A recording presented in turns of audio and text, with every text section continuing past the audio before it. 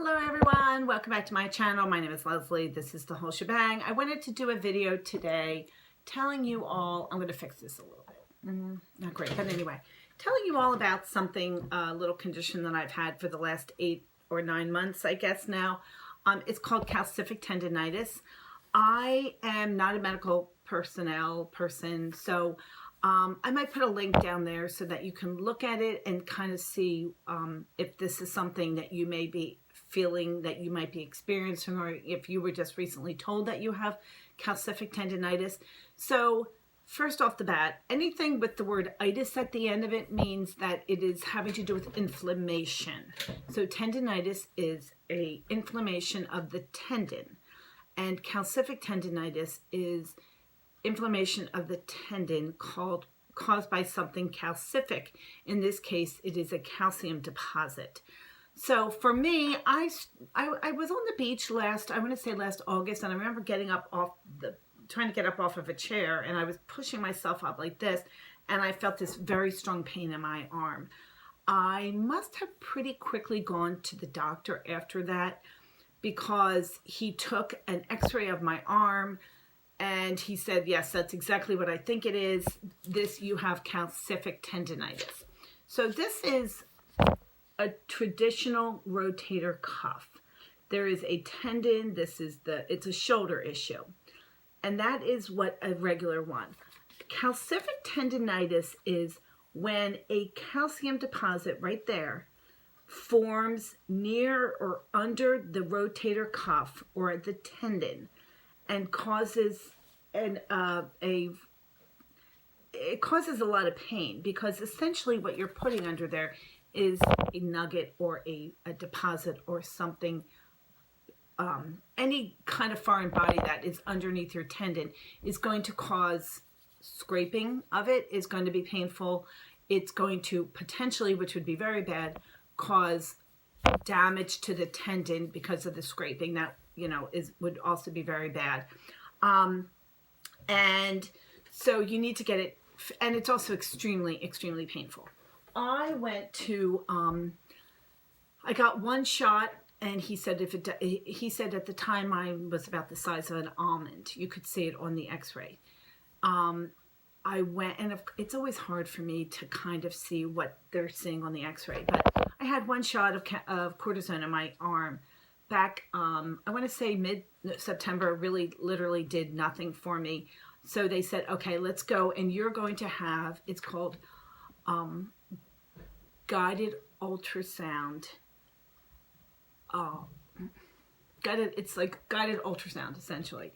And this ultrasound technician will, this doctor will insert into this was on my left arm, a long pointed needle, and he will try to, so the calcium deposit or the calcification is, can be made of different consistencies. Most times it is something very similar to toothpaste, I was told, and then it will just quickly be able to get slurped up through the needle. The second thing it can be is the consistency of aspirin, in which case the needle, they will actually kind of try to beat up the calcification with the needle in the hopes that the calcification will then disperse throughout your body and just go away.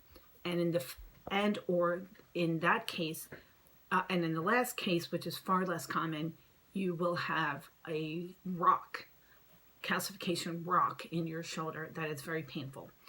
I went in on October 21st of 2019. Interestingly, I had also developed another one that was much smaller, and in addition to the one that had come up initially on the x-ray. I went in, and in the first procedure, which was extraordinarily painful, they do lidocaine the shoulder. He said, I'm sorry, but this is a rock. I can't get anything out of it. I can barely get my needle in there.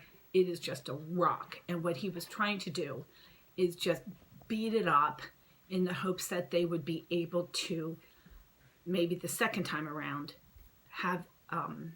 be able to get it out.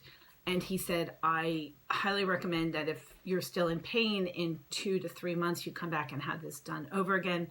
The goal was that was not going to be the case, but it actually was the case for me.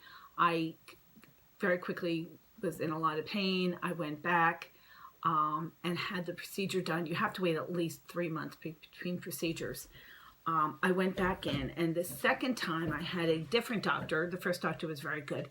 This time the doctor, I said to him, like, I was so traumatized by how painful that had been, because it's already an inflamed area, and it's internally, and then you're sticking a needle in it. And yeah, it was really bad. So anyway, this time I said to the doctor, can you give me some more lidocaine, because that was really terrible. And he did, and so it was less painful for me. It was also somewhat successful because he was able, this time, the first one, the smaller of the two, there was the first one that they knew about. The second one, which they didn't know about initially, had kind of gotten a little bit smaller. And so they weren't particularly concerned about that one. The second one, this time he was able to actually insert the needle into that big, what had been a hard rock, and I guess maybe just fluids and whatever had been able to get into it, and there was a little softening of the inside of this calcification, I'm going to call it like a sac, and he was able to take some of that fluid out. That was very successful. We were very happy about that. I was very happy about that. However, within a week, I was in extraordinary pain. That was on February 6th. I was in unbelievable pain. This is a rotator cuff, and this doesn't really do any real justice to what, but in order to go through and get to the rotator cuff, you are going through something called the bursa, B-U-R-S-A. And when I spoke to, so immediately I called the doctor, and then we went into coronavirus, and we were down and we couldn't go.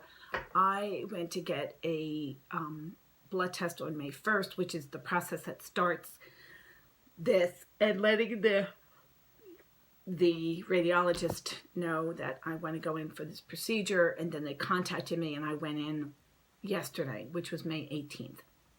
Yesterday I went in, and again, the doctor actually happened to be the same doctor and happened to be the same radiological tech, I guess. And this time he said the larger, which was the initial one, had gotten smaller, but more importantly, the inside had also really loosened up, and he was really able to basically jam the needle in there all over the place and kind of try to work out, this is my very scientific model, trying to work out and break up the outside of that in the hopes that it would disperse. When I told him how much pain I had been in, he thought that, unfortunately, one of the common side effects of this kind of condition, when you're having this ultrasound guided when they're going in, I can't believe I'm forgetting the name, but anyway, he went, it's called here ultrasound guided irrigation. I guess that's kind of it. Unfortunately, it's one of those things here, they call it ultrasound guided, a word I've never heard of, but anyway, so the goal is to break it up and have it disperse and go away. But while you're doing that, and this is what happened, they think, with me, they had gone in, and the needle the second time around had gone in through the bursa, which is some part of the body. And you've heard of bursitis, probably. Again, anything that ends in itis means inflammation of the bursa. When they went through with the needle, and because it was next to this inflamed, infected area, it really wasn't infected, but inflamed area, it developed its own inflammation of the bursa, and he thinks that I was maybe having a little bit of bursitis. So yesterday he gave me a little bit more of the steroid treatment, a steroid shot, in the hopes that the bursitis goes away, because the biggest, in addition to having just the most unbelievable amounts of pain ever, your range of motion is so limited because you can't move your arm at all. And actually, interestingly, the worst part about it for some reason was sleeping. When I'm sitting here like this, I wasn't in a tremendous amount of pain, but at night, if my arm would fall down to my left side, anything that was less than, I would have to sleep on my back because I couldn't go on my left side. I could maybe sleep on my right side. Anyway, I'm sorry. I haven't been sleeping because of this. What I was going to say is I haven't been able to get a whole lot of sleep because of the pain at night with this calcific tendonitis. So yesterday was my third ultrasonic guided procedure in order to break up the calcification. I believe that there is seemingly a good chance that this time it worked. I was reading in Wikipedia and in some other journals, which is something you should definitely be doing if you suspect you have this, that I want to say 90% of the people are eventually go away on their own. Of the 10% that don't, 85 to 90 of those people are fixed or cured after the first ultrasonic guided procedure. I've had 3 of them. So he said to me last night, you've definitely been a more trying case because yours seem to be very wanting to hold, are not really willing to give up. There is no known cause of why this starts, and there are great things that they're doing to prevent it from coming, not prevent it from coming back, but to get rid of it. So that is just something I wanted to share with you. If you are having any kind of shoulder pain that seems to have come out of the blue, I would strongly encourage you to go to an orthopedic surgeon and or your general practitioner or any other doctor, because I will tell you, this is the kind of thing that you do, if you're in pain, you do not want to wait. And unfortunately, it is a process. First, they're going to start you with a cortisone shot.